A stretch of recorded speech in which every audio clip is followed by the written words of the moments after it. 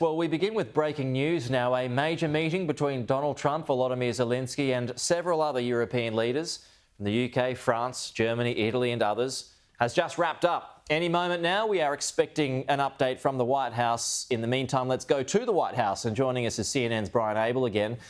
Brian, so can you confirm it's just wrapped up? I believe we can. Actually, Peter, yes. At least we can confirm about that call between President Trump and President Putin. So whether there's still a conversation happening here, it's a little bit up in the air. Here's what I can tell you is that the meeting with the European leaders, it was paused so that President Trump can go to the Oval Office and give Putin a call. That may be significant because we're also hearing that even though that the White House meeting has ended, negotiations on site continue, potentially in a different format. That is according to a spokesperson for Volodymyr Zelensky. So there is something clearly that is keeping all parties involved here at the White House talking. I do want to add another bit of reporting here.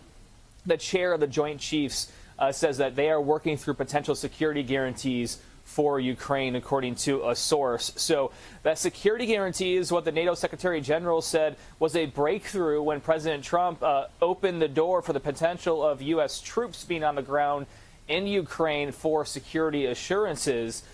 So we will see what happens here moving forward. The motorcades, they have not moved just yet. We do not see any leaders or any spokespeople of those leaders here outside of the West Wing of the White House just yet. We also haven't seen the foreign press pool head back to their vehicles to take off as well. So clearly there is a conversation of some sort that is still happening at the moment. So how would this shake down afterwards, Brian? Would there be a press conference or some remarks from President Trump as well as the other Europeans who were there? And would this be telegraphed beforehand? Peter, what I can tell you is that with this United States president, anything is possible. There's a bit of unpredictability here. You know, case in point, Alaska just last week, we expected there to be a Q&A afterwards if both Putin and Trump arrived at those pedestals together. They did not take any questions. So what will happen here is also still to be determined. We're not sure if there will be a press conference or not. What we are sure of is that we'll get some sort of notification before from the White House if that were to happen. So we're kind of just in this very strange wait-and-see moment here. But even beyond that, what we're hoping to hear about is this potential for a trilateral meeting between Putin, Zelensky, and Trump, because Zelensky and Trump have said that they want that to happen.